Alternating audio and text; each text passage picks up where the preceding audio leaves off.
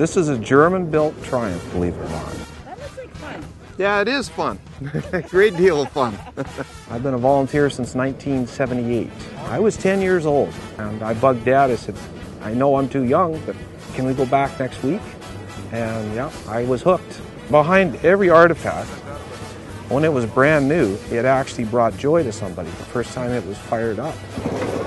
And you know, if some of these artifacts could actually talk, the stories they could tell you probably would be unbelievable. I'm Gordon, and I'm a volunteer at the WDM.